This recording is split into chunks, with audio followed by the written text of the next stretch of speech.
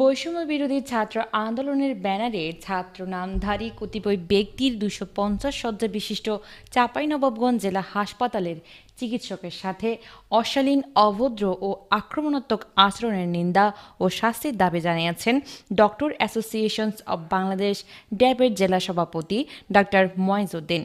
সোমবার দুপুরে হাসপাতালের হলরুমে আয়োজিত doctor association of Bangladesh DAB ও ন্যাশনাল ডক্টরস ফোরাম জেলা কমিটির যৌথ সংবাদ সম্মেলনে নিন্দা ও শাস্তির দাবি করেন তিনি।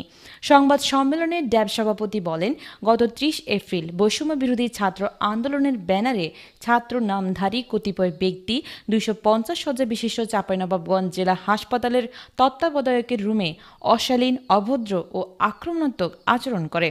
তারা কোনো প্রটোকল অনুসরণ না করে হাসপাতালের সকল চিকিৎসক ও কর্মচারীদের বায়োমেট্রিক ফিঙ্গারপ্রিন্টের হার্ড কপি ও সফট কপি দাবি করেন।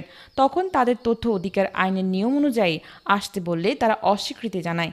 এক পর্যায়ে তারা হাসপাতালের কনসালটেন্ট ডাক্তার মোহাম্মদ ইসমাইল হোসেনের সাথে বাগবিতণ্ডায় জড়িয়ে পড়ে এবং অসদাচরণ করে ও হুমকি দেয়।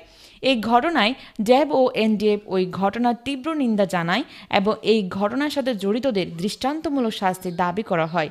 সংবাদ সম্মেলন থেকে সংবাদ সম্মেলনে উপস্থিত ছিলেন হাসপাতালের তত্ত্বাবধায়ক doctor Masud Parvez, RMO NDF এর সাধারণ সম্পাদক ডাক্তার আব্দুস সামাদ, এনডিএফ সভাপতি doctor AKM Mohiuddin, doctor Mahfuzar Rahman, doctor Ismail Hossain, ড্যাবের জেলা সেক্রেটারি ডাক্তার নাসির উদ্দিন সহ প্রমুখ। প্রসঙ্গত, গত 30 এপ্রিল বৈষম্য বিরোধী ছাত্র আন্দোলনের নেতৃবৃন্দ 8 দফা দাবি নিয়ে হাসপাতালের তত্ত্বাবধায়কের কাছে যায় এবং কথাবার্তার এক পর্যায়ে একজন সিনিয়র চিকিৎসকের সাথে অশালীন আচরণ করে। Desk report, Chapai journal, Chapainawabganj.